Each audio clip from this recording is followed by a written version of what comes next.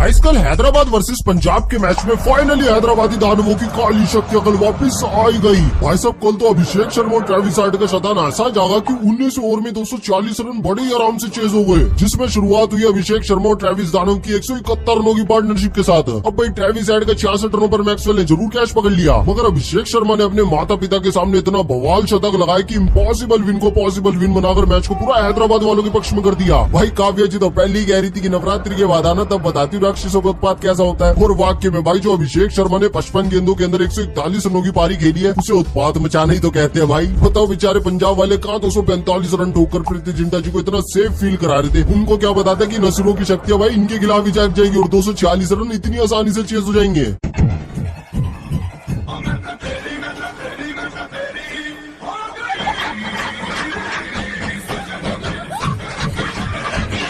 बेचारे प्रियांश आर्य और प्रभु सिमरन ने इतनी बवाल शुरुआत दिलाई थी, फिर अय्यर भाई ने भी इतनी गजब 82 रनों की इनिंग खेली थी और आखिरी ओवर में तो मार्कस स्टोइनिस ने भाई मानो धागा ही खोल दिया था। बेचारे शामी भाई की 150 बोले तो 75 रन बनवा दिए थे। उस टाइम तो भाई काव्या जी भी गुस्सा हो गई थी कि भाई बॉलिंग में 300 नहीं बनाने, बैटिंग में बनाने 300। मगर अभिषेक शर्मा ने भाई दूसरी इनिंग में आकर सब गुड़ गोबर कर दिया।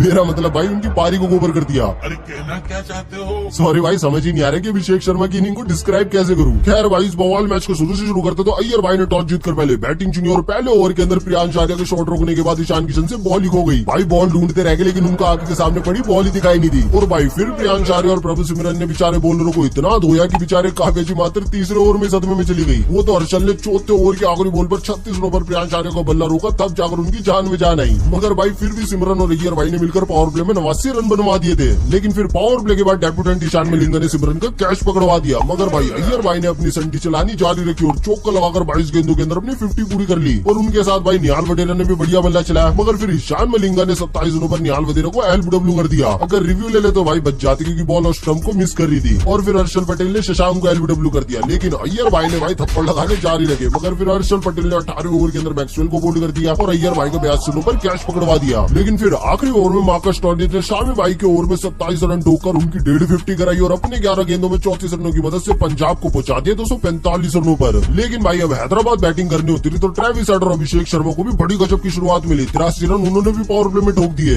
लेकिन अगर यश ठाकुर की वो 9 बॉल ना होती तो भाई अभिषेक शर्मा का 28 रनों पर हो गया था काम। और फिर जब व्हाइट बॉल के लिए मैक्सवेल ने टीआरएस ले लिया तो अय्यर भाई एकदम आग बबूला हो गए, कहीं की एक बारी कम से कम मुझसे तो पूछ लेता। खैर पावर प्ले के बाद चौका लगाकर अभिषेक ने 19 गेंदों के अंदर अपनी 50 पूरी करी और 56 रनों पर यूसी भाई ने उनका कैच ड्रॉप कर दिया। और फिर तगड़ा मजा तो भाई तब आया जब दो ऑस्ट्रेलियनों के बीच में भिड़ंत हो गई। मैक्सवेल ने ट्रेविस हेड की तरफ बॉल फेंक कर मारी और फिर हेड ने जो भाई मैक्सवेल को नंबर चटकाए भाई सब ये तक भूल के कि उन्हीं के घर का बंदा है। खैर फिर चौका